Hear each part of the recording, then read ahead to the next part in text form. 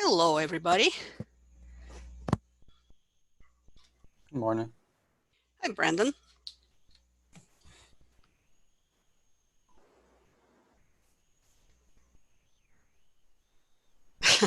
Karen is stressed. So is everybody. Yeah.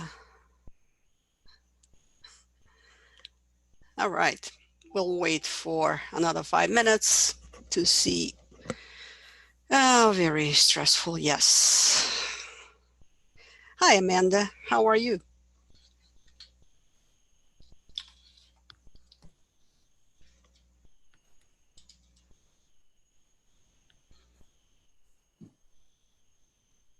I'm good. Yeah, we'll have a little poll to make our life more fun.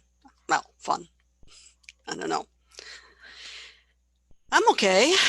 Just a lot of work, as it is for you guys. Believe me, I'm aware of multiple demands on your time. We have the same problems. I feel like I spend my life on Zoom. Thank God I don't have little children. My children are all grown up.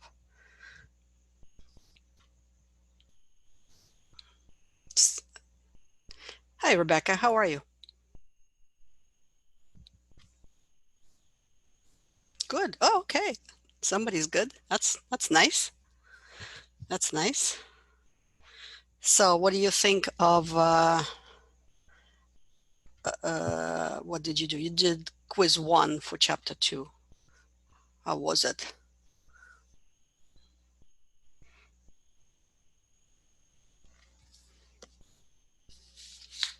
Amanda says it was pretty fair. Right. I can see on my, I agree. Okay, good. I can see on my, hi, Leroy.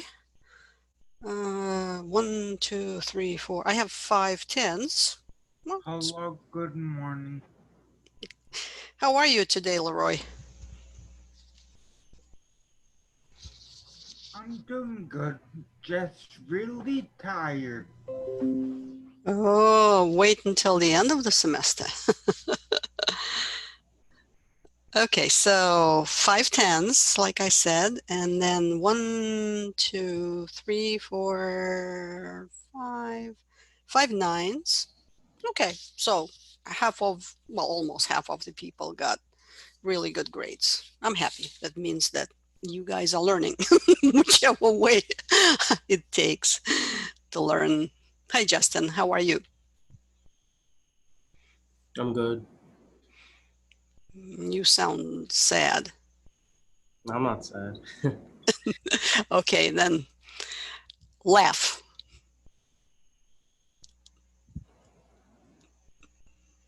Okay, Karen says definitely learning. Okay, good. Well, remember, guys, we are in this together. That is, obviously, I've been teaching for a while, but I only taught online twice before the pandemic. So my experience with online teaching is uh, not enormous. So it would be nice if you were to uh, perhaps make some suggestions what would work for you better and what's missing in the setup of the class. Something I can do. I will be glad to do it. I just need to know. So if something comes to mind while we are in class or when you are doing it at home, just let me know. Hi, Brandon. I have a question. Go ahead. Were we supposed to watch videos for today? Was there Watch. like an email? Because I don't know.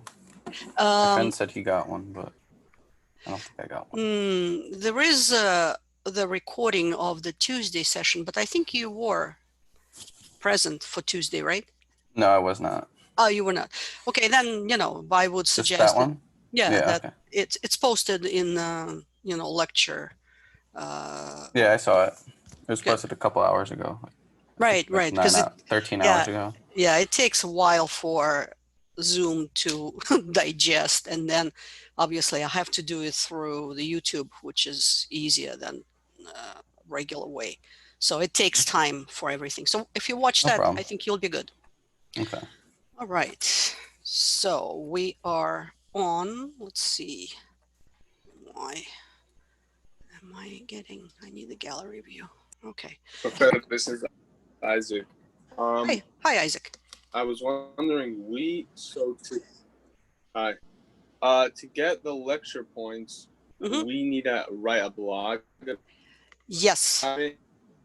Right. So, No, the lecture. right. So not just being there and obviously simply present is not what I'm interested in seeing. I need you to post in your blog, so you can create a thread or a blog entry where you can either summarize, not the most interesting thing you can do, but maybe if you have some questions, if you have some ideas on the topic of the week, if you read something that is pertinent to this week, of course, is the biological basis of cognition, cognitive neuroscience, anything of that nature that relates or extends the lecture, 200 words or so with an URL if you have something, that's what will give you a point for the lecture. So that's not an activity. That's just for like a Tuesday lecture to do like a blog entry to get that point. Yeah. Remember, Okay. you can have up to 4 points a week, and one of these points can come from attending and responding to the lecture. Yes. Okay. Good. All right. I thought it was so 3 maximum. I thought it was 3 maximum. No, it's good. Well, 3 to 4. So remember that maximum is 50. So if there are 14 weeks, if you go with 4 points, that's what, 56, right? So some So we'd weeks only get 50? Okay. Yeah, 50 is Okay. max, right? So if you, obviously, of course, I mean, I wish I could motivate you to do the work without giving you any points, but let's assume that that's not really how it works. So obviously you could do, and I would love to, if you have time and if you are interested in a particular subtopic, to do everything or whatever you could do. But you can only get credit for 4 per week. Yes, the question from Noor is, when are they due? So to make sure that we work on the same sort of wave, all the activities from the week will be due by Tuesday of next week. So now is week 2, so everything is due by Tuesday, whatever it's going to be, 15th, right? No, 14th. No, is it 15th? Sorry. So by 10 a.m. 15th of September, the Tuesday lecture, the activities from week 2 will be closed. You won't be able to access them on the Blackboard. That is, there is no coming back to these activities once you are done with that week. Activities for week 3 will be open. Now, of course, I have to populate the Blackboard, which I will be doing as I prepare for each week. So I will open them on Tuesday and they will be open for a week. So activities for week 3 will stay open until September 22nd, right? That's going to be week 4. Are you confused or is it okay? We have 2 activities due today. I mean, this week, right? The quiz and then part of the lab, right? Right. So remember, if you look at page 4 of the syllabus that has the weekly schedule, only the stuff that's in that weekly schedule table is the stuff that's really required. That is, we will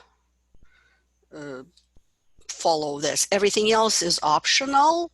When I say optional, remember, you can accumulate these 50 points in participation. So if you're really, really strapped for time, you can focus on these 2 things, the experiments and lab reports and the quizzes. And if you do well on both, you probably will be able to get a B. Now, to get into the A, you would need to do these participation points. But like I said, there is 50 of them. So there could be a week when you are, you're busy, you cannot do a lot.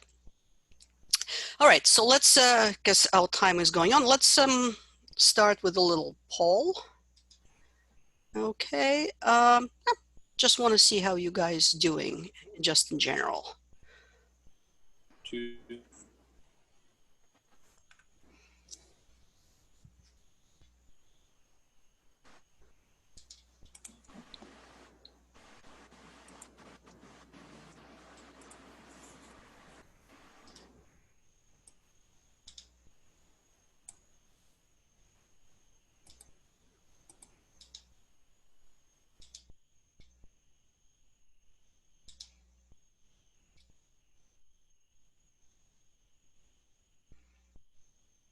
Professor? Yes, because I don't see, please tell me who you are. Hi, I'm Nisreen. Uh-huh, Hi, Nisreen. I have a question about the lab report. Do we do that with our partner? Right. So, but remember, we are not doing it until Tuesday, until everybody collects data. And then, yes, once the data are available, we will go through some of the data analysis together. And then you will have until October 1st to write the lab report with your partner. Okay, thank you so much. You're welcome. All right, waiting for 2 more people to finish our poll. Actually, 1 more. Professor, I noticed that you had 2 groups up. Do you still need to write down the other groups? Right, we will do that in a second. Okay. It's on my to-do list, absolutely. Yes, we will try to get everybody partnered up today. I know there could be some exceptions. I know that I received at least 1 email from one of the students who cannot attend today. All right, a couple of people Can I just clarify something? Sorry. Go ahead. Yeah, go ahead. So, do we even need to be by the lecture on Tuesday to get the points for it? Well, you could just write something in your blog that is about the topic of the week. So the point is, when you attend the lecture, I obviously talk about things beyond the textbook. So what I'm curious to see is whether you can sort of think about the additional stuff. So technically, you don't have to attend the lecture. You can just post something in your blog about biological basis of cognition, but it has to be something beyond the, citing the textbook. Okay. And what? Whoever is speaking, you are all breaking up.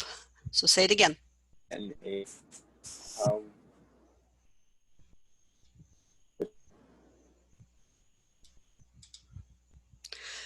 All right. Okay. Let me stop the polling and share the results with you. All right. So we can see that half of you are okay. That's good. A few people, a couple of people actually feel awesome. I'm glad to see that. And a couple of people are not so good. Well, let's hope that next week will be better than this one. All right, good. So now let's get to what we need to do today. Stop sharing, close, and let's look at my notes for today. Here we go. Share, I'll make it larger. I know it's small. All right, let me see. Is Diamond with us?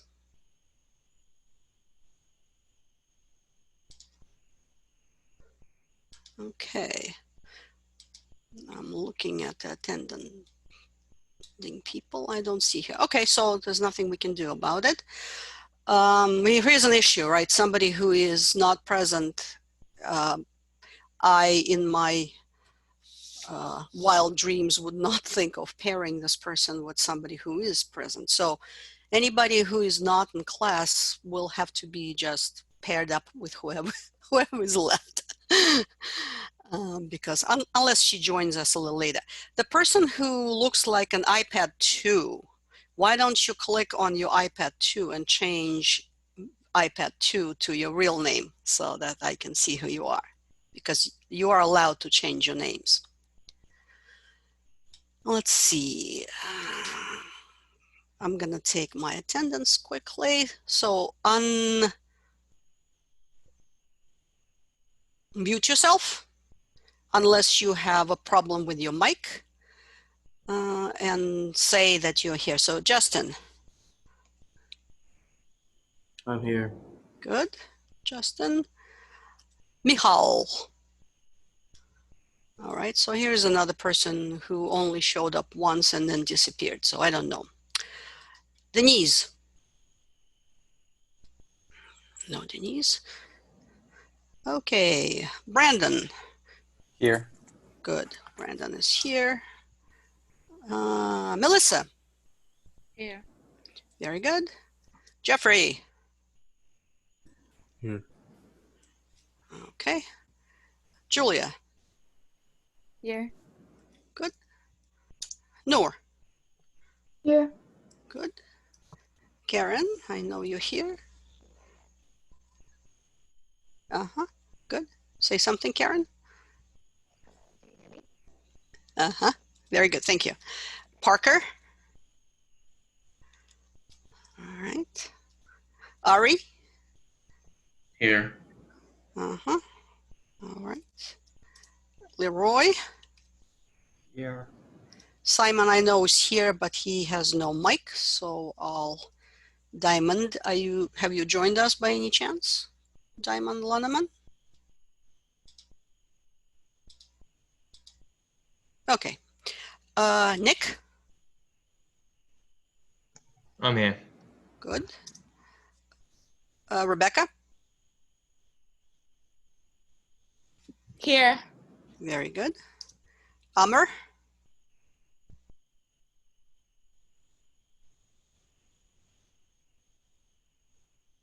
Amr, I can see you. I mean, I can see your name. I assume you're here. Raphael? Here. Good. Svetlana is sick. Isaac talked to us already. Yes. Irani? Shahat? I'm here. Okay, good. Irani is here. Nisreen, you're here, I know, but say something. I'm here. Mm-hmm. Bishoy? Here. Good. And Amanda, I know you're here, but say something. Very good. Okay, good. So we have 1, 2, 3, 4 people who are consistently absent. So they're not going to be part of our groups. They will have to partner among themselves. Yeah. I can see Justin. Yes, I know. Okay, Amr, your mic is not working. Okay, good. Fine. So going back to this, let's do another little poll. I'm going to stop sharing this and go into another poll. Right. If I can find it. Polls. Let's see. Let me get another one. Relaunch. Why doesn't it show the second one? I know.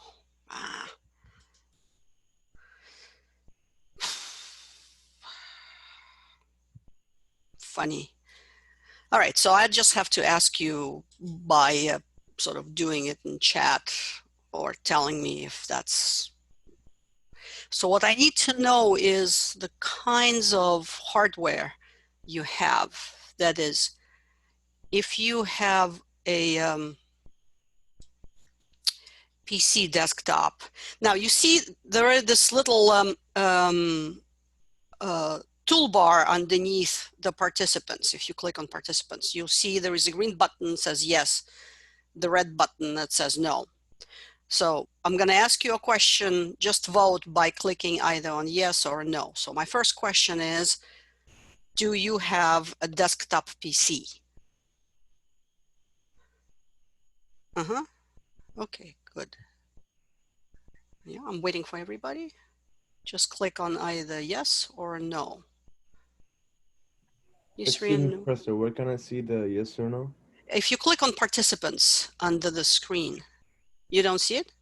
I see a bunch of people are doing it. Do you see the button participants at the bottom of the screen? Yeah, now I see it. I see it. Oh, okay, good, good. Okay, so just click on that and you should be able to see. So at this point, almost everybody voted. We have 8 people who have a desktop PC and 11 people who don't. Okay, so let's now do the next question. If you have a laptop, either a PC laptop or Chromebook, and that's for those who voted no for the PC. I see, okay, all right. Okay, good, good. Few people, okay, good. Any Mac people? People who have a Mac desktop or a AirBook or whatever you may have. Okay, good. Okay, let's clear that up and let's clear all.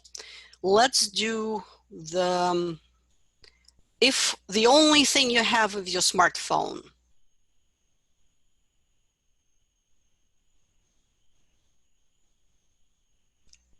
Oh, excellent, great. Wait, can you repeat that again? If you don't have a PC, if you don't have a Chromebook, if you don't have a Mac, if you don't have a tablet, the only thing you have is your smartphone. Do we have any people like this? Ah, no, fantastic. Okay, good. That means that we don't have, let me ask you the dumbest question of all. I'm gonna clear again. If you have nothing, okay, good. No, no, no, no. Fantastic.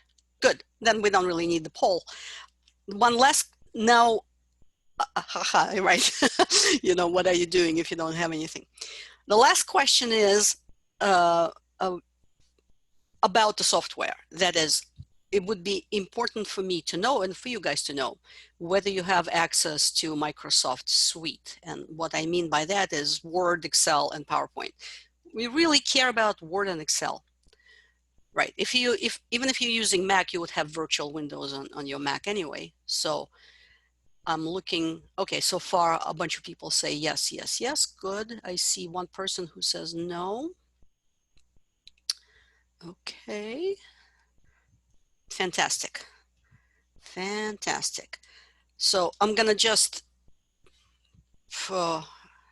good. CSI, it's not email, Karen, it's the desktop utilities, but fine, that's good, good. I'm glad to see that.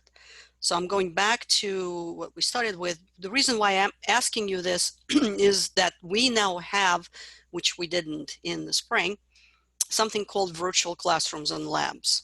Okay, so here is the message from our IT people saying that these are physical labs on campus that have been reconfigured to allow remote access for faculty and students to a variety of software. Users can connect through a Windows or Mac computer, iPad, or Chromebook. So the only thing that doesn't work is the phone. Since many software packages are not available for personal download or may not be compatible on a personal device, these labs are a great resource for faculty and students to get the software they need when they need it. Virtual labs consist of general labs, which have widely used software, and specialized labs, which have course-specific applications. We don't need that. All labs are available around the clock 7 days a week, except for 3 hours nightly from midnight to 3 a.m. due to maintenance needs. Users can save work to a personal device, Blackboard, email, and so on. All right, so which means, what it means is that when you download this little piece of software, you will be virtually connecting to a physical computer on campus. And you can do the work on the physical computer as if you were sitting there. That's why there is a reservation system. You can reserve a particular computer. There are a couple of them that are equipped with special assistive software, you know, expanding the fonts, providing the auditory instructions and stuff like that. So if you are having issues with having access for the Microsoft products that will help you write your lab report, then that's the thing to do. And you can click on this link, or you can just Google it on the CSI website, and they will actually provide you with a tutorial. I think there are recorded tutorials at this point. Great. So, but as I can see, there's only one person who said no, that she had no access. So maybe it's for you. All right. Next thing is it large enough for you guys to see?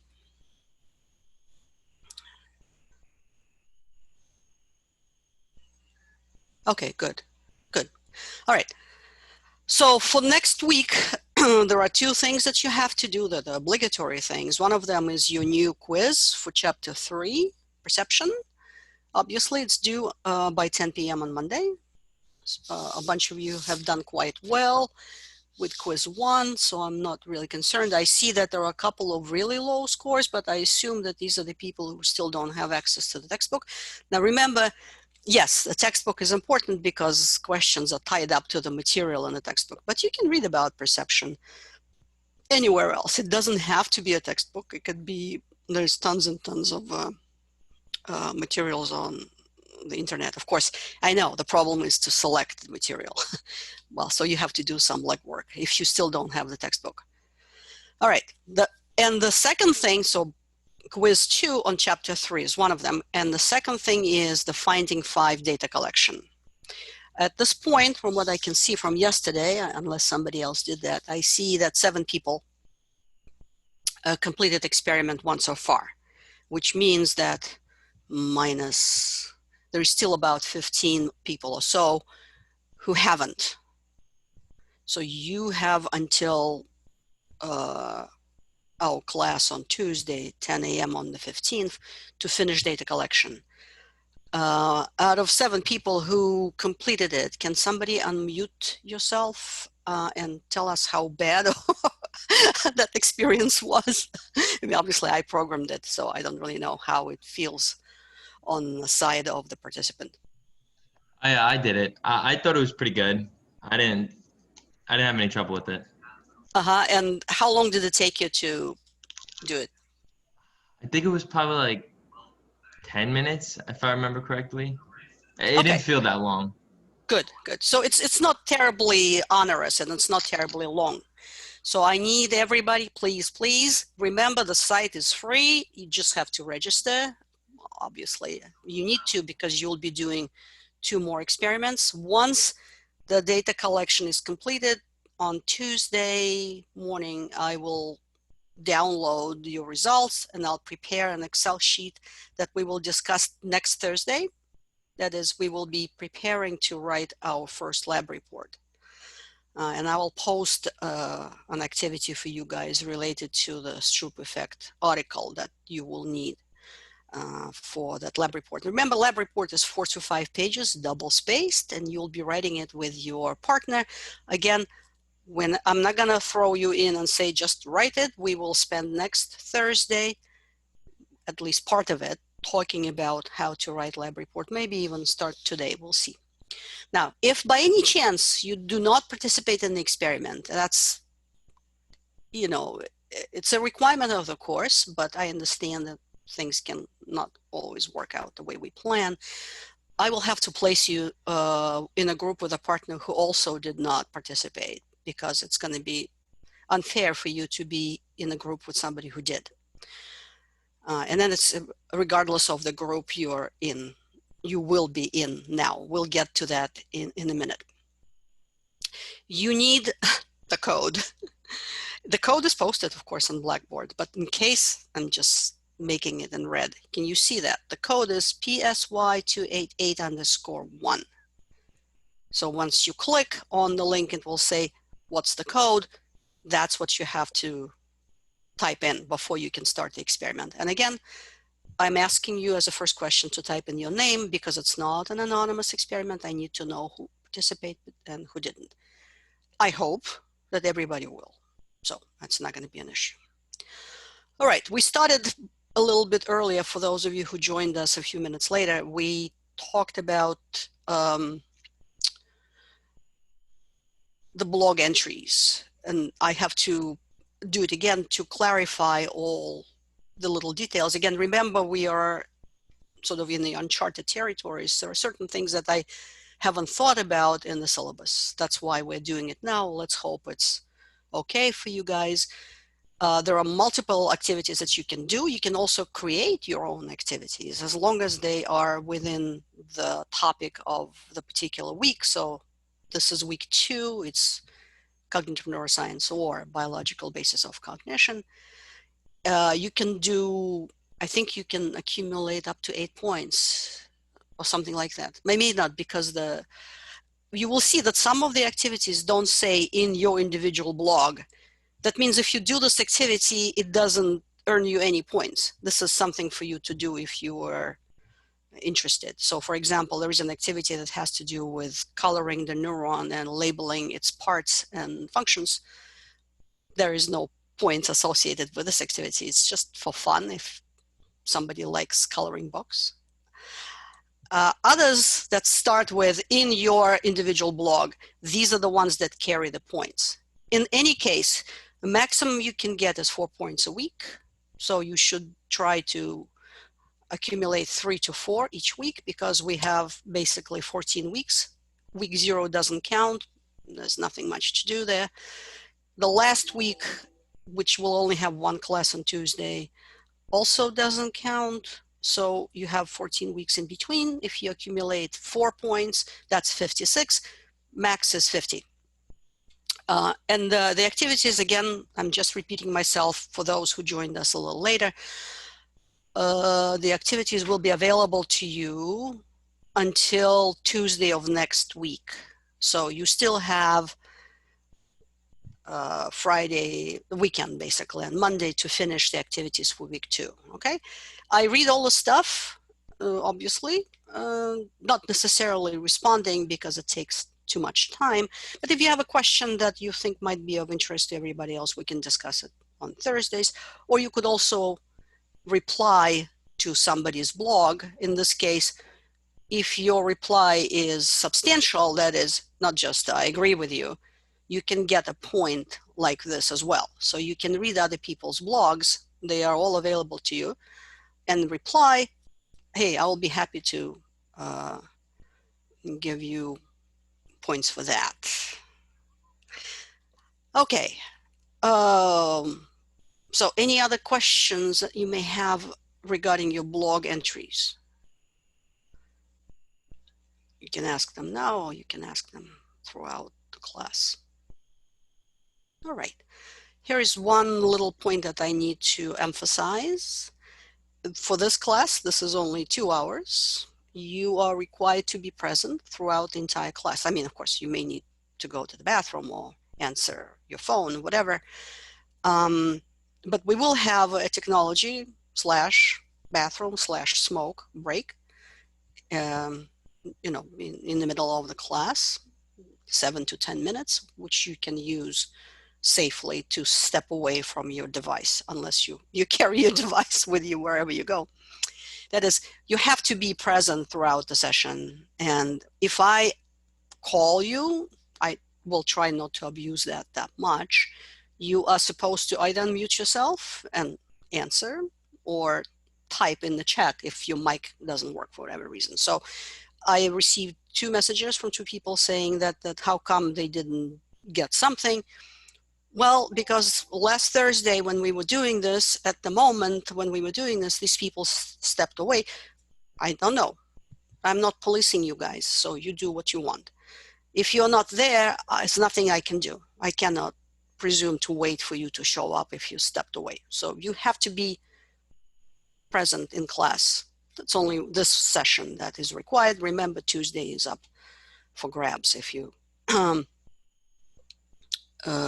would like to attend it.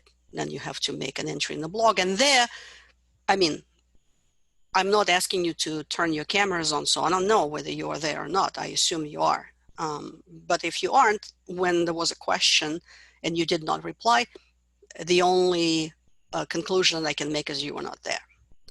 So this is to reply to the couple of people who said how come they were not included into something. Okay, so let's see if we can do a little bit of that, partnering up at this point, or we can come back to, so Julia, you have Denise as your partner, but she hasn't been attending. Are you still interested in being with her?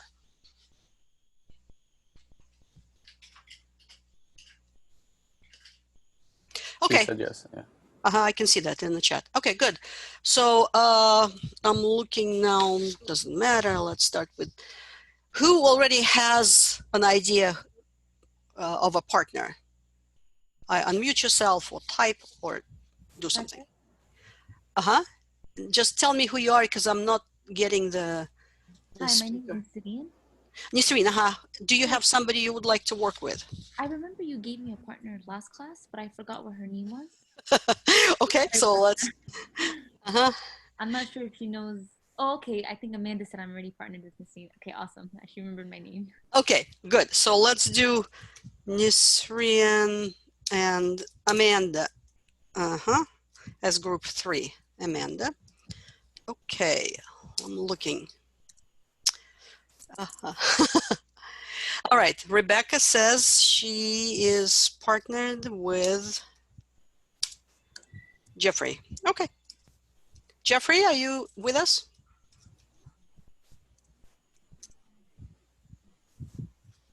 Let me see. Jeffrey? Chat. Oh, okay, in chat. He's here. Is it okay? You're going to be working with Rebecca? Okay, good. So Simon, are you going to try to work with Diamond, if for now at least? She did a bunch of activities on the Blackboard, but she wasn't present. She hasn't been present once. So I'm a little reluctant to do that.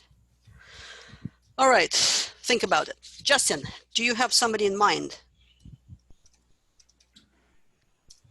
I mean, everyone has their partners. I know Simon just said his partner hadn't spoken in 2 days, so I don't know. So would you be interested in partnering up? I mean, I'm good with anyone. Simon, I know you don't have your mic, but would you be interested, because I'm not sure about Diamond, would you be interested in partnering with Justin?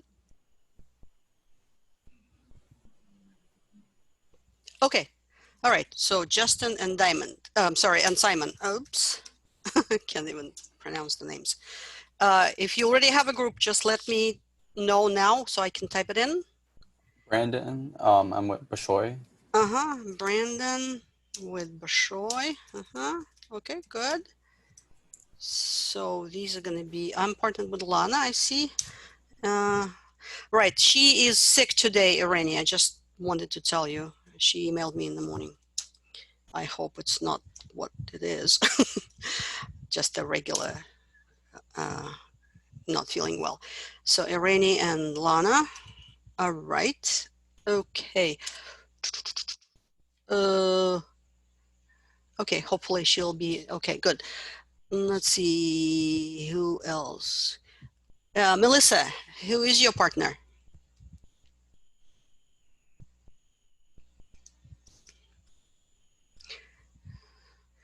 And Melissa is partnered with Noor. Okay. Melissa. Oops. And Noor. All right, good. 9. Julia. Karen, you are with Raphael. Okay, I see. Ari, who are you partnered with? I have no preference. I'm fine with whoever. Who doesn't have a partner and who would like to be partnered with Ari? I don't have a partner. I'm good with anyone. Ari, would you work with Leroy as your partner? Sure, that's fine with me. Fantastic. So Ari and Leroy. So what you should be doing, guys, at this point is exchanging among yourselves. You can do it privately in the chat or any other way, your cell phone numbers and your emails so that you can be in touch. Nick, who are you partnered with? Isaac. Isaac. Nick and Isaac. All right. Now we should be approaching. Okay. Amr, who is your partner?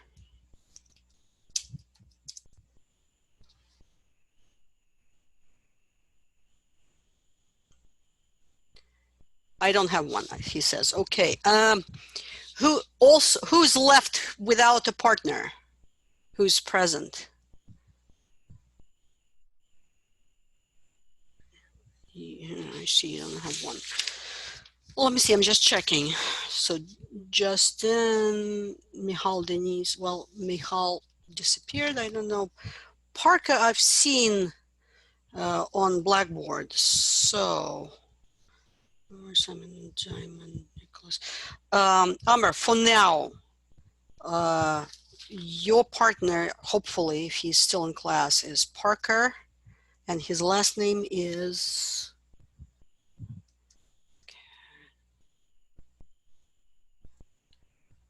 Kess. So, Amr, his email would be parker.kekes@cix.csi.cuny.edu.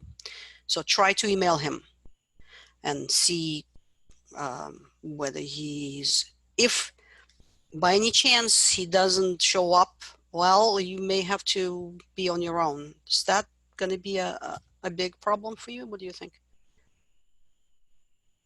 You can work with the group, but you'll have to write on your own. Can you manage? I'm waiting for Amir to type. Yes. Okay, good. Now, remember, guys, again, I'm here not to, obviously not to fail you. And you are a good bunch anyway. So if you have questions, especially if they're not in the syllabus, don't hesitate to email me and or set up. I actually have now, because they require us, have office hours today from 1 to 4. Not necessarily today, but every Thursday from 1 to 4, I will be available on Zoom. Just email me, say, I want to talk to you, and I'll send you a link and you can join and we can talk.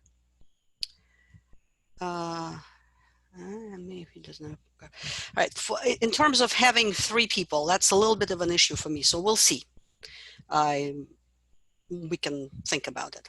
So for now, these are the groups, and I will post them again on the Blackboard.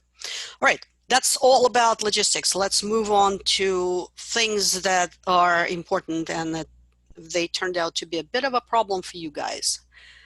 So, Melissa, you're with us, right?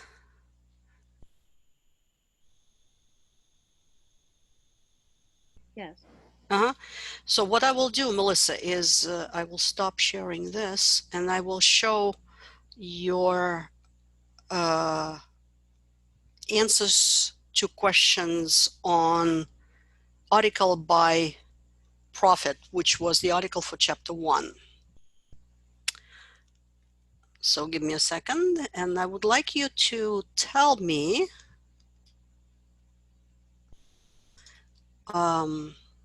where you got this article from. So now remember, let me make it bigger. Remember that at this point, I did not change the score of your answers. I'm going to make it bigger.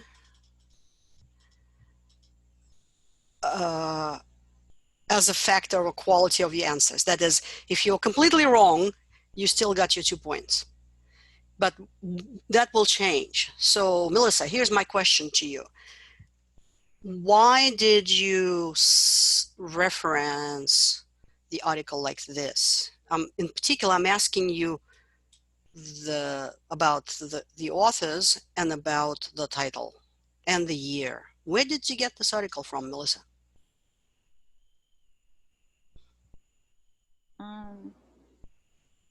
I just saw it. You saw it where? I'm not really used to the APA style of referencing. Yeah, no, I'm not even talking about formatting, Melissa. That's something that we will learn. But the actual article. Now, if you look, so let me unshare this again. Unfortunately, I can't. Oh, maybe I can share different things. And I'll show you the article that you were supposed to work with. Right? Sorry, guys, it takes a few seconds to activities.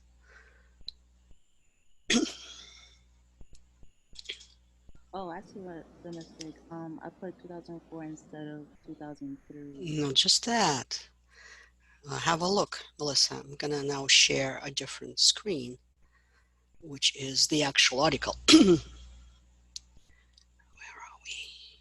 Okay, here we go. Share. Okay, can you guys see the article?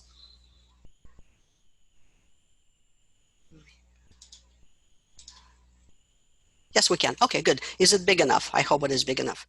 Melissa, let's have a look at this article. So what is the order of authors here?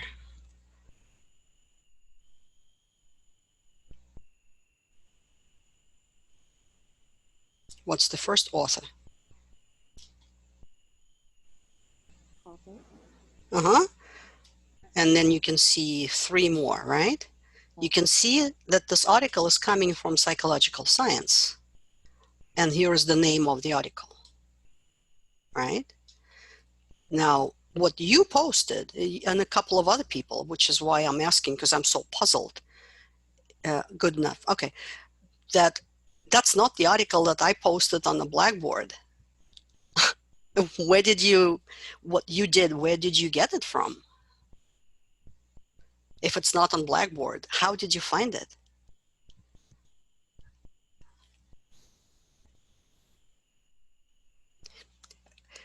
There must be a way. So Melissa and everybody else, when you are doing the activities that are related to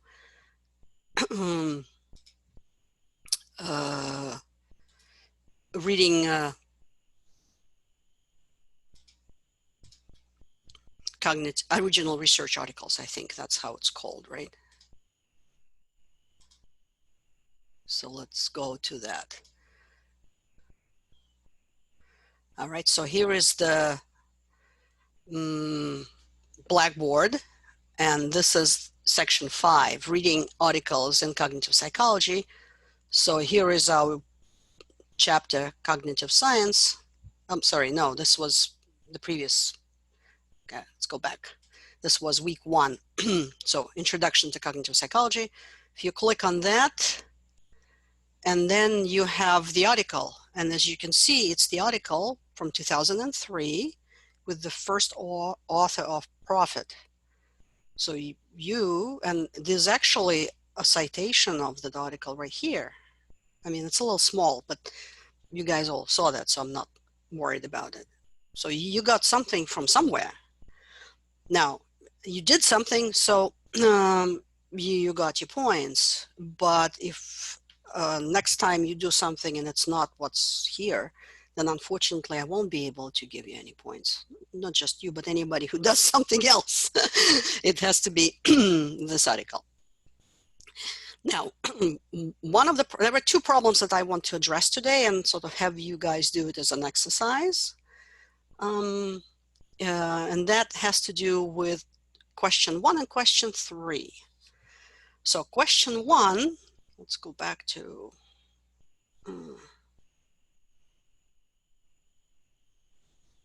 a collection of your answers for question 1. There is, I think there's about 12 people, that is half of the class, who did that. If you did not do this article, it's not a problem.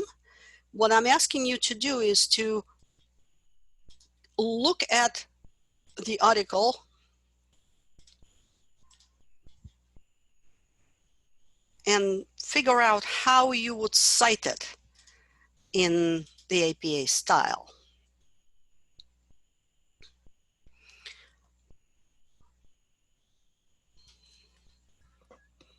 Now, the way to do that is for me to show you some of the answers that you provided. And then I will ask you to try to figure out which of these options were good and which were not so good, just in terms of APA formatting now. So the first point was it has to be the article that is addressed in the textbook. So for chapter 1, and this article is actually, of course, I did not invent it. Right. Let me go back. All right. So if you see that at the bottom, I'm bringing it close to my camera. See, that's the article. And these are the ones most likely that I'll be posting for you for the rest of the class. So if it's not this one, that's something else. But now we are talking about a different issue. That issue has to do with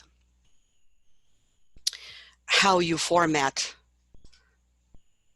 your reference. There are two ways of doing that in APA style. There was something else. Okay, let me welcome back to questions that are not related to what we're doing now.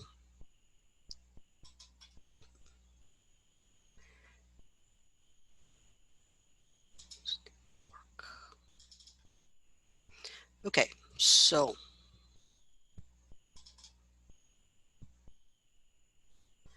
I'm going to share with you this file.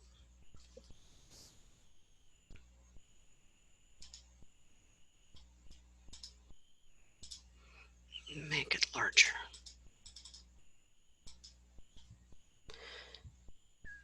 I have to make it slightly small. I hope you can see because I need all of them to be on the screen. There's number 7 that doesn't fit. Okay, well, let's start with the first 6. So what I need you to do is to look at these 6 entries, right? 1, 2, 3, 4, 5, 6. And I'll scroll down. There's number 7. And type in the chat the number or the numbers of those references that are formatted correctly in the APA style. Now, basically 6 and 7 are the same for the purposes of this.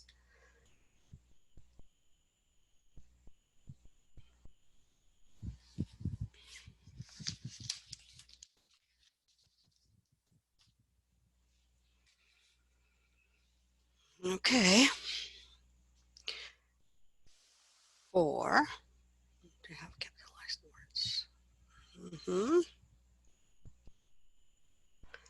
Okay. Karen, think about the fact that that what I'm showing you is the exact formatting.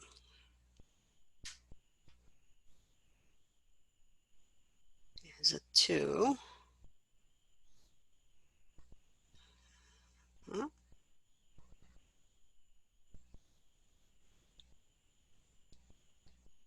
Jeffrey says 2.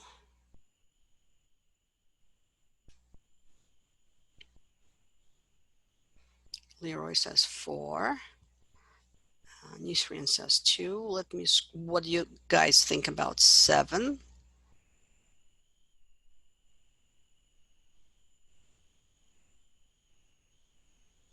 I thought it was 7, Irene says.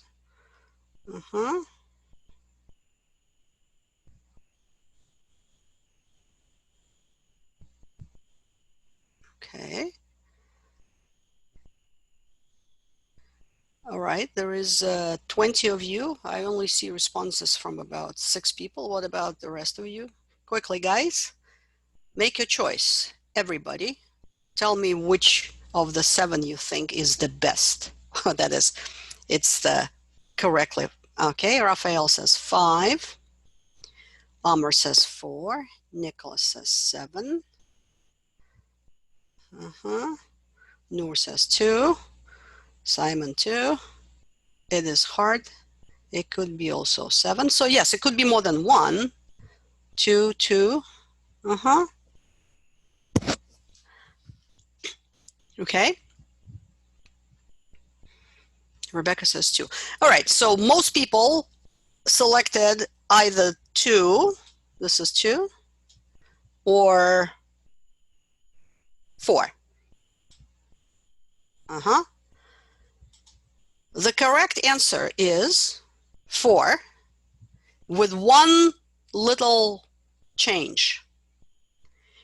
All the references in the reference list, and we can talk about that in a second, have to be with a hanging indent. So I'll try to do it and tell me if you see. Maybe I should make it larger for now. No, we cannot get rid of the hyperlink, Karen, anymore. Actually, it is required for APA 7.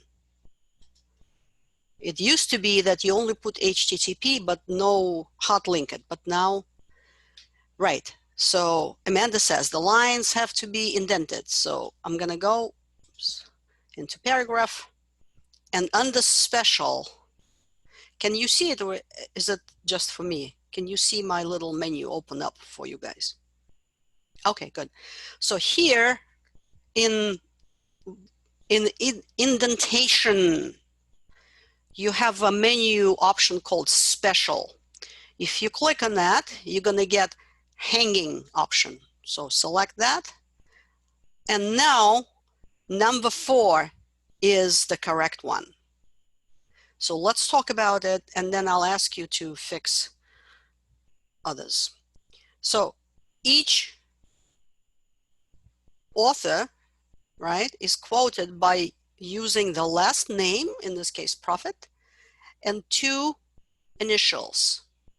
So if you look at 2, what do you see here? You see the full name, and then there's some J.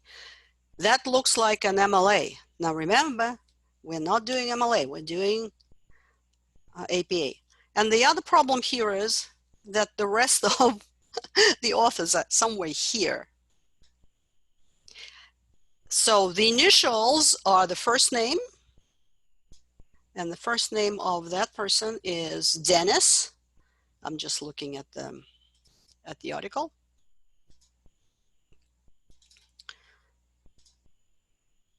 Where are we? Here. And then his middle initial. So all of you in the chat, type in your last name and your initials in the APA style. That should look like this. If you have a middle name. If you don't, then all you have to do is use your first name initials. So, okay, good. Zufi, Marina, Shahat, Mattel, Dimchik.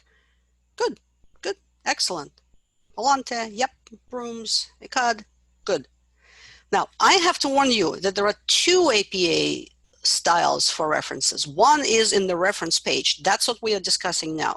This is how the Stroop effect reference page will look like. It will only have one article in there, the Stroop article. So you have to learn how to format it correctly. The other type is what your name looks like on the title page. So title page versus reference page. These are 2 different things. On the title page, your first name should be spelled out completely, and it should be first one. Then should be followed by middle initial, followed by your last name. So now try that again in the chat. Type in your name the way it will appear on the title page.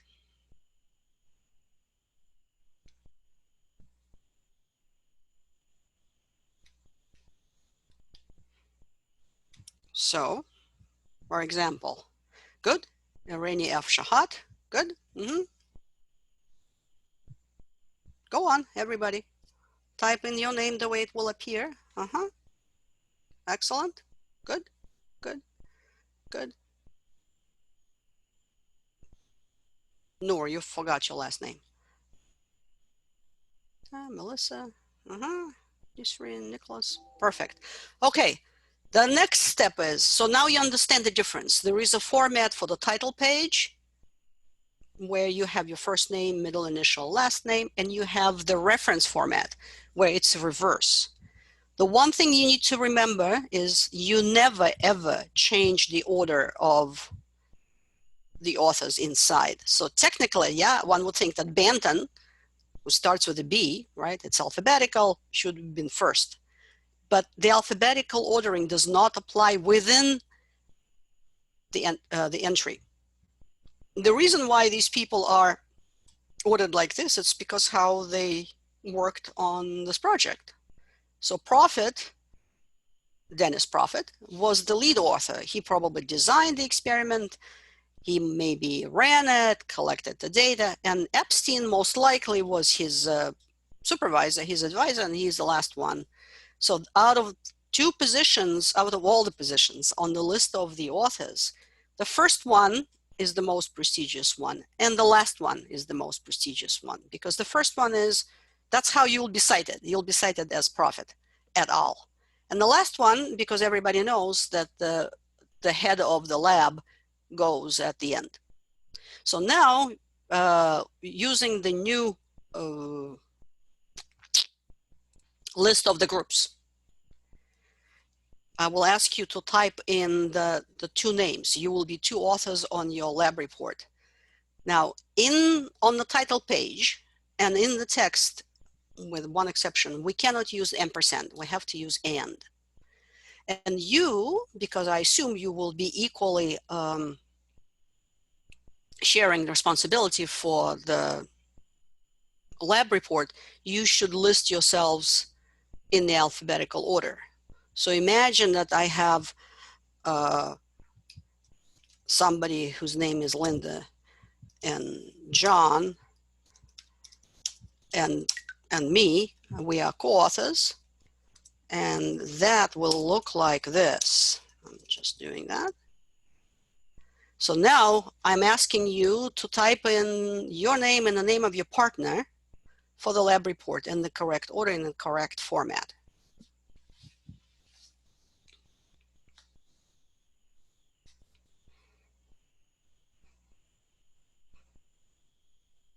You can see the last names of your partners in the participants list.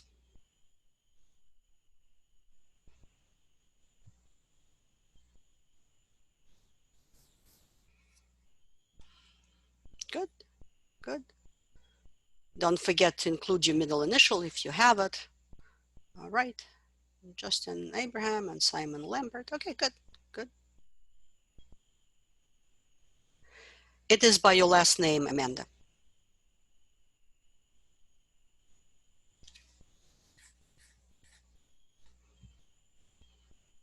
Melissa Broom and Noor Ikad. Very good.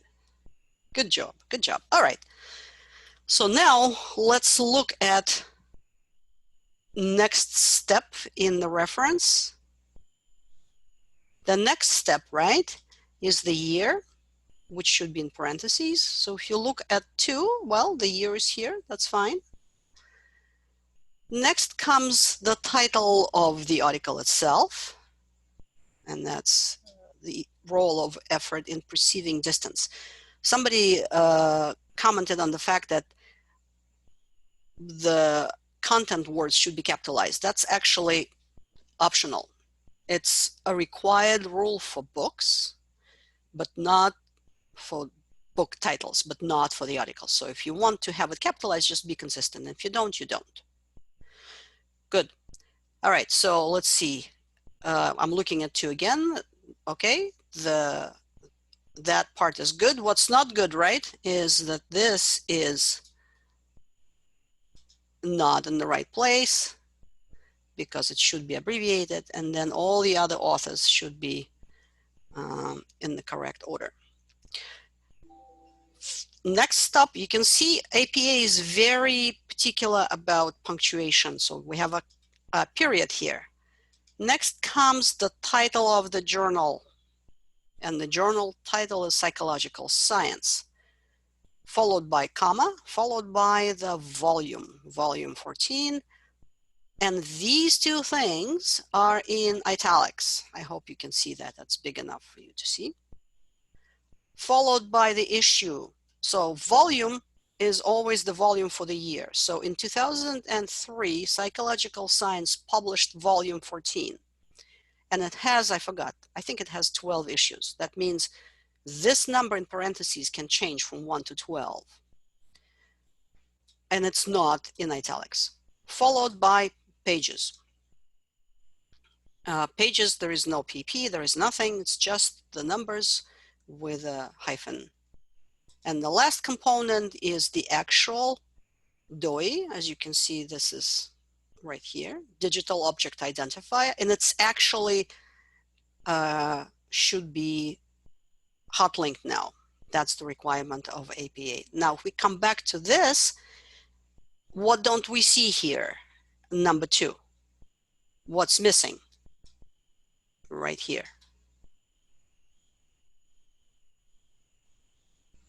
Compare 2 and 4. What's not in 2?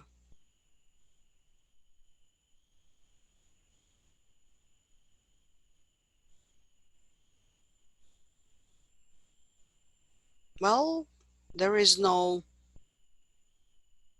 journal. Yes, Karen, very good. There is no name of the journal. So Psychological Science. Very good. Where article is from. Volume, issue, pages. None of that is present here. Okay. And instead of, I mean, it's possible to have a DOI that looks like this with the Sage Publications. That's the name of the company that published it. That's possible because the rest is the same. Okay, so now it's 11:12. Let's take an 8-minute break until 11:20. You can go and do whatever you want, or you can stay and ask me questions, either related to the course, unrelated to the course.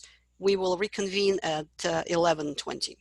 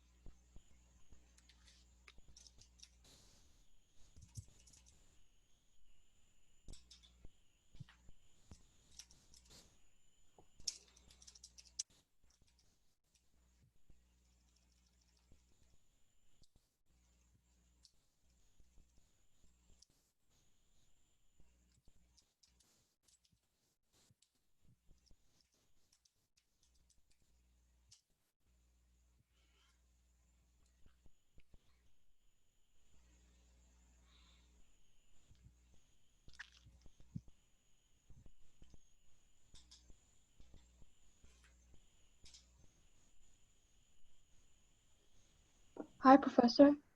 Uh-huh. I did the painting that you posted on Blackboard. Uh-huh. It was Yeah. actually a lot of fun doing it, but I was a little bit confused about like the labelings. Which I don't know. which ones? It was the second one. It was like the root. I don't know. Did you post it on a No, I Blackboard? haven't posted it yet. Well, if you have it in whichever form, can you email it to me and I can look and tell you? Or you Yeah. can, show me maybe. That would be Okay. easier. Thank you, Professor. Of course.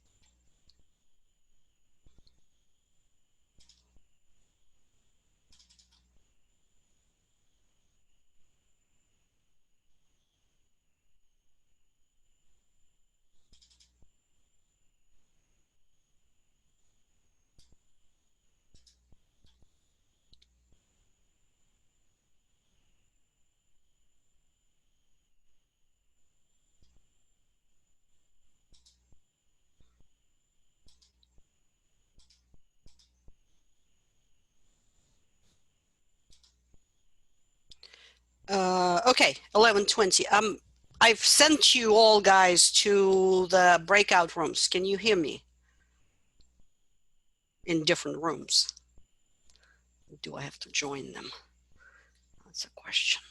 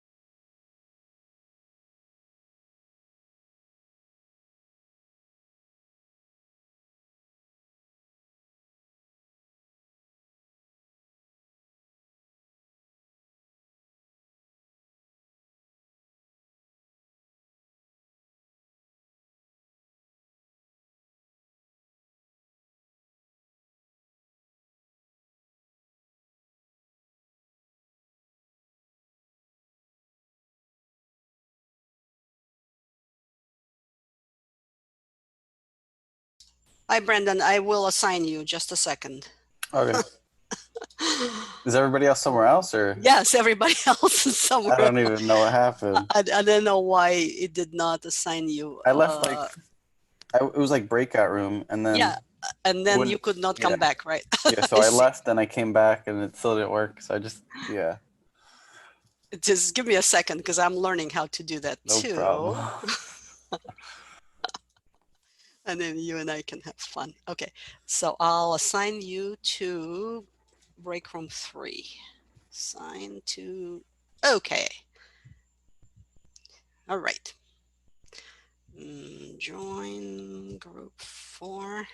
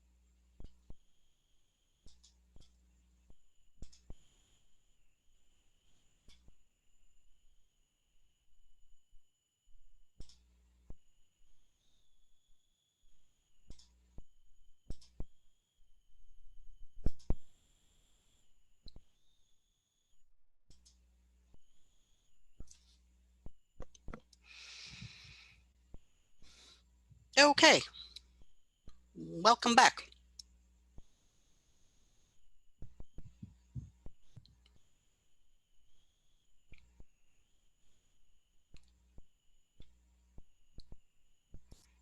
We'll wait another 30 seconds for everybody else to join the main session.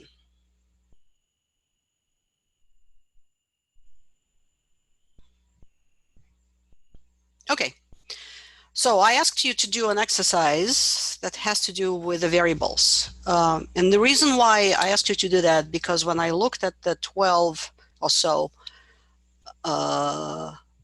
assignments, well, not assignments, but answering questions for this profit article, I saw a lot of mistakes, and that's going to be a bit of a problem for us. So let's spend just a few minutes talking about variables.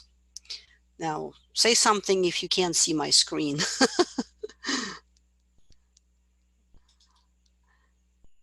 Okay. All right. So talking about this breakout rooms, I have to figure out how to, so there is at least one thing that I can do. I can send you the materials for the class ahead of time so that you have them. And I think we'll do that next time. And then I will figure out how to post it. It's actually, yes, it's posted on the Blackboard, like Amir suggested, but it wasn't available to you again. So all these things have to be taken care of. Learning curve. All right, let's talk about variables. So anything that is either manipulated or compared or measured or controlled could be a variable, right? So a variable is something that varies. That's the name. Okay. These differences, these characteristics can be in anything. They can be in degree, they can be in type, and they can be measured.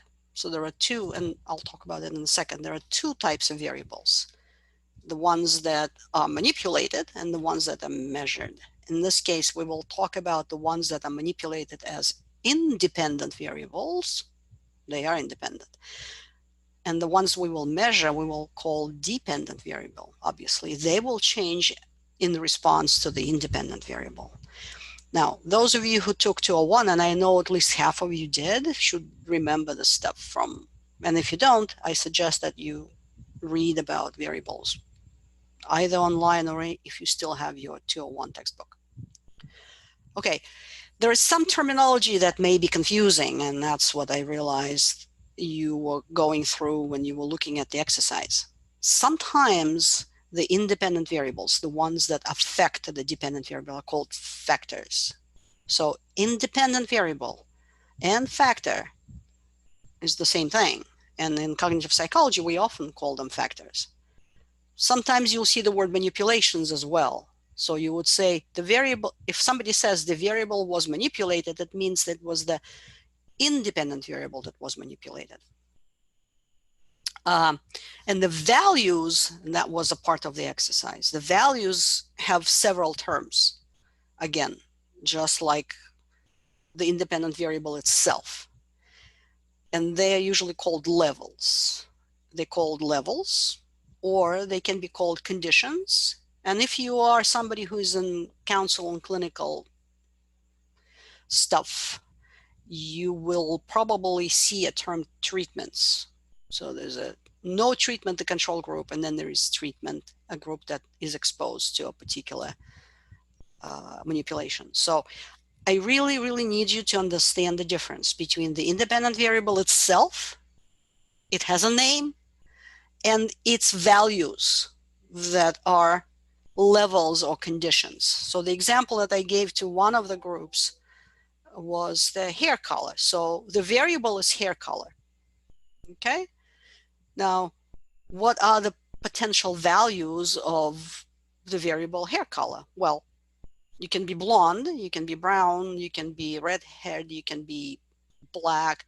And if you use some artificial colors to dye your hair, you can be neon pink or neon green. So these are levels or conditions or treatments. The choice depends on the subfield of psychology. Okay. So you should not confuse them. The levels are values of the independent variable. So each independent variable has a name and each level has a name. So examples, right? I just gave you the hair color. How about time spent watching TV a day? Can somebody type in a potential level of value in the chat? 2 hours, many hours. Amanda, you have to be a bit more precise than just hours, right? Hours, good. So imagine that you have a toddler, like 4 hours, very good. If now, especially 1 to 2, will you allow your toddler watch TV? So you can record the amount of time your toddler spends on TV or on a gadget these days, right?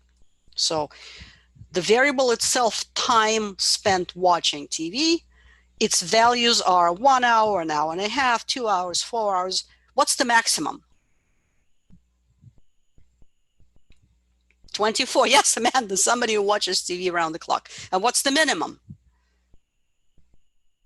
0. Very good. It's somebody who doesn't watch TV. Okay, perfect. Now, this is a variable that allows multiple values because it's hours, and hours are comprised of minutes, and minutes are comprised of seconds, and so on. We'll talk about the types of variables soon, but not immediately. So more examples. Somebody's height, right? Height is a variable. Its levels are, for all of you guys, if you don't mind, quickly type in the value or the level of the variable height for you. Fantastic. Jeffrey is tall. Good. 5.7, 5'11. Very good. 5'6, 5'8. Perfect. Oh, Julia, you're really tall. Very nice. Perfect. So obviously this is easy. The variable called sex, we would typically think of 2, male and female. Now we perhaps have non-binary as a value. So values can change. They can be good, male or female. Perfect. Running speed. Anybody who's running, or who used to run, I don't know if you're running now. What's your best mile time? Fast, slow? No. Give me the actual number, the actual value. 5 minutes? Okay, that's pretty good.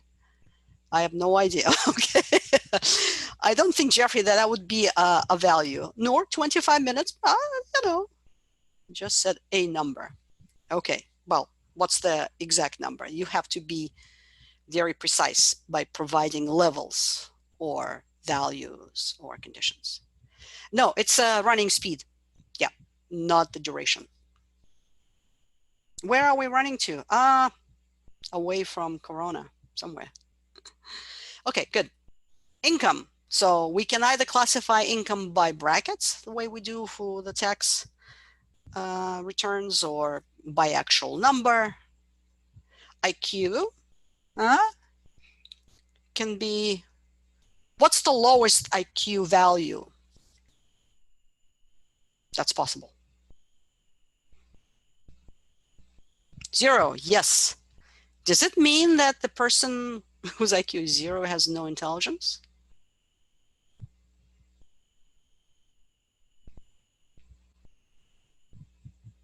Nisrin says no. Okay. What does it mean if your IQ is 0?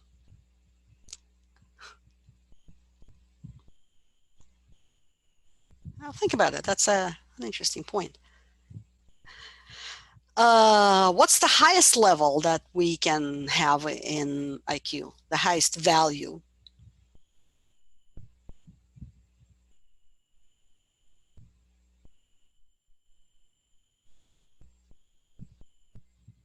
Jeffrey says 130. 228. Wow, wow. Well, the correct answer is we don't know.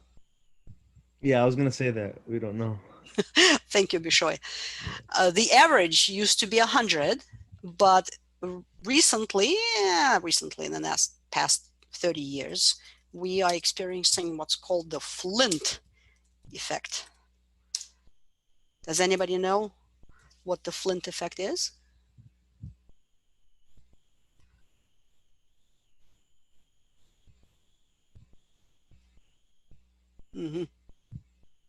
Okay, the Flint effect means that in the past 30 years, maybe a bit more than that, maybe a bit less than that, the average population IQ, what's the average population IQ, by the way?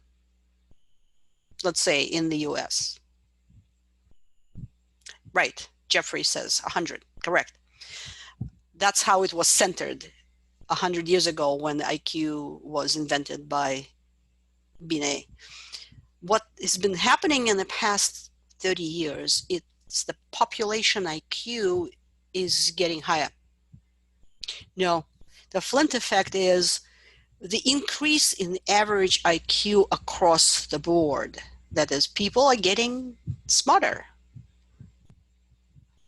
And why are we getting smarter in the past 30 years or so?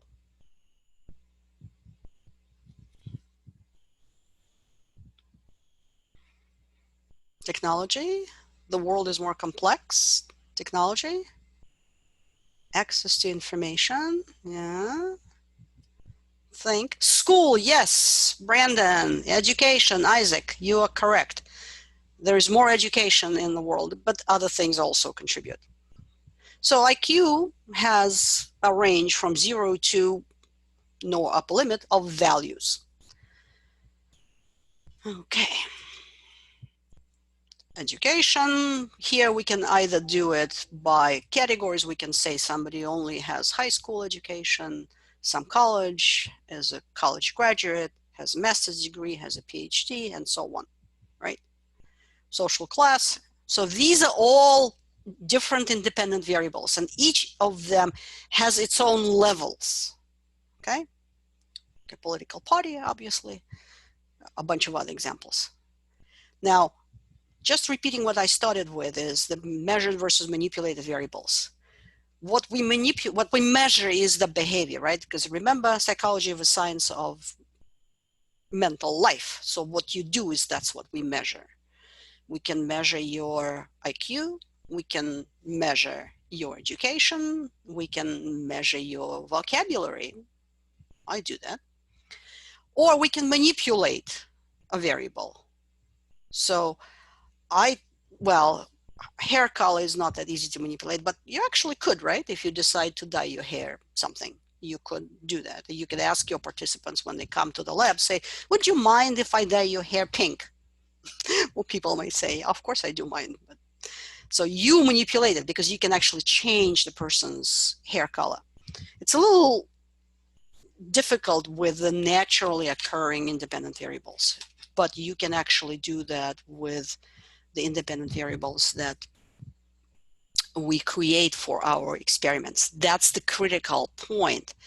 The critical point is that in the experiments, we manipulate an independent variable by creating its levels, and we see the effects of the levels on the dependent variable, right? So I'm going to stop that and come back to our little exercise, and that's what we will finish with. Where is our exercise? There it is. Okay, so our first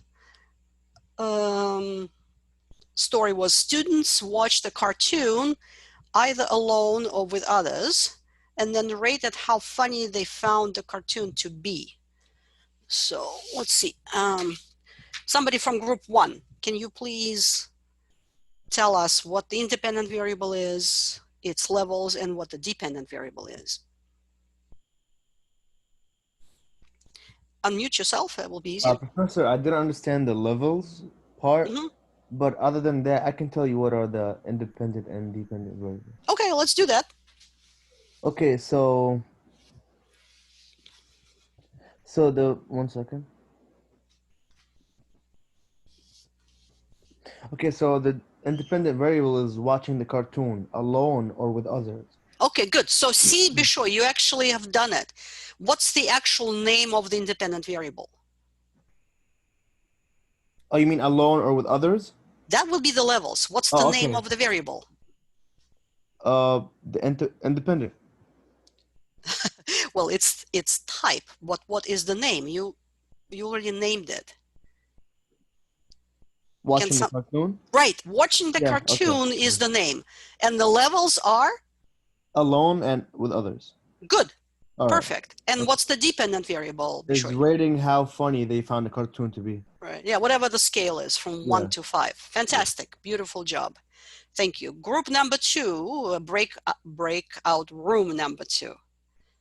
Can somebody give us the answers to B? A comprehension test was given to students after they had studied textbook material, either in silence or with the television turned on.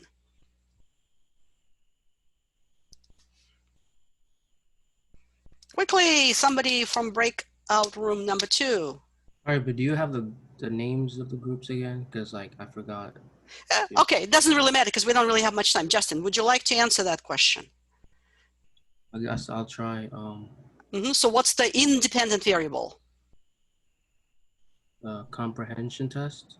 No, that's what we measure, right? We are measuring comprehension. So that is going to be the dependent variable, right? What's the independent one? The one that we manipulated in B? It's it's if they were given a textbook or to study with, study with silence or study with the TV on. Okay, Amanda. Studying textbook. Leave out the levels for a second. That's Give me the name. Give me the name of the independent variable. Studying with the textbook. Good. Studying with the textbook. And it can have, Amanda, 2 levels, like you said. One is studying in silence. Good. And the other one studying with TV on. Good. So now what's the dependent variable? The comprehension test was given? Yeah. So whatever the score on the comprehension test. Perfect. So let's not even bother with the breakout rooms for the second. Who can answer C? Some elementary school teachers are told that the child's parents were college graduates, and the other teachers were told that the child's parents had not finished high school, and they rated the child's academic potential. What's the independent variable here? It could be just schooling, like the level of schooling, I guess. Brandon, be a bit more precise. You're almost there, but not quite. The teachers that are looking at the parents' schooling. No. Again, you're close, but you're not formulating it precisely. And we are a science. Who can help us? Quickly, guys. We have 1 minute left. Is it what the graduate? All right. So what the teachers received, the information that they were told. It's a little cumbersome. So what are the 2 levels? The 2 levels would be had not finished high school and then graduated from college. Fantastic. And the dependent variable, who can do the dependent variable? Doesn't have to be Brandon, can be somebody else. The child's academic potential. Yeah. Yes, correct, Leroy. Perfect. Let's do the last one and we'll be done. Who can give us the independent variable? For D.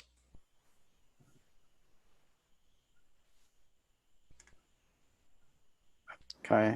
Training. Okay. Training, right? And the levels are going through the training program or not going through the training program. And what was the dependent variable? Sick days taken. Sick days. 6 days. Fantastic. You guys are done quite well. So don't forget to do quiz 3, quiz 2 on chapter 3 and do the experiment. The class is over. I'll see you guys, some of you on Tuesday and others on Thursday. Have a great day and a good week. Thank you, Leroy. Thank you. Take care, Raphael. Have a nice day. Bye, Brandon. Have a good Professor, week, Professor. Yeah, if you have questions, stay behind and I can answer your questions. Have a good day, Professor. Take care. For Professor? Yes, Justin. So, okay, so I think you went over this before, but I think I just forgot my question. But the activities, right? Yeah, so the activities, right? So you're gonna assign the activities on one Tuesday, and then the activities will close the next Tuesday, right? Yes, that's correct. You're gonna Okay, have a so week.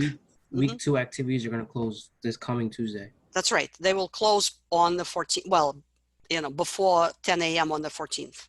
So even if we like do the activities, is there like a limit? I mean, not like a limit. It's like, since I did 2 1 week, is there like a number of activities we would do? Yeah, there is a limit on how many points you can get every week, Justin, and that's 4. 4, okay. So if you do 6 activities, you will only be credited with 4. Okay. It's just because I need to spread it across the semester. Okay, so I need to start on a week 2. Yeah. Yes, you should start on the week 2 and do something that will give you 4 credits. Yeah, well, got it. Mm-hmm. Have a good week. You too. See you soon. Professor. Yes. Noor, is it you? Yeah. I sent in the picture that I was telling you about to your email. Okay, yeah, let me check. I was pretty confused about the labelings. All right, give me a second. Why? Yeah. Okay. Well, remember, just like with the terminology for independent variables and stuff, the terminology for neuron parts and functions also changes. So let me see. Where are you? Give me a second because I have like 20. Here we go. I see. Okay, good. So are you looking at it? Yeah, I'm looking at it. Okay, good. So the pink stuff you say is cell body. Okay, that's fine. It's also known as soma, S-O-M-A. Oh, okay. Then the gray stuff is dendrites. Perfect. The blue one is an axon. Fantastic. Myelin sheath is green and nucleus of Schwann cells. Actually, you don't really need to worry about the orange stuff, the stuff that's in the axon, because we don't really care about this. And finally, you have axon terminals. Like I said, there are several. There is at least 2 more. There is a buttons and there is a helix. All of those mean the same. So those little pink ones that you colored, these will be either axon terminals or axon helix or axon buttons. So okay, makes sense. Yeah, so what's missing here, if you wanted to do it completely, is to then provide functions. So what does the cell body do? What do dendrites do? What does axon do? So that will be something that could help you. And terminology, Yeah. Okay. Yeah, makes sense. Also, Professor, I wanted to ask you, so, you know how you assigned us with like somebody? Yes. For the lab report, right? Can we like have the chance to change partners just in case like something doesn't go well or something like that? Oh, you mean before October 1st? Yeah, because I don't know what my partner is like, and like I don't want to stay with a partner that might not be the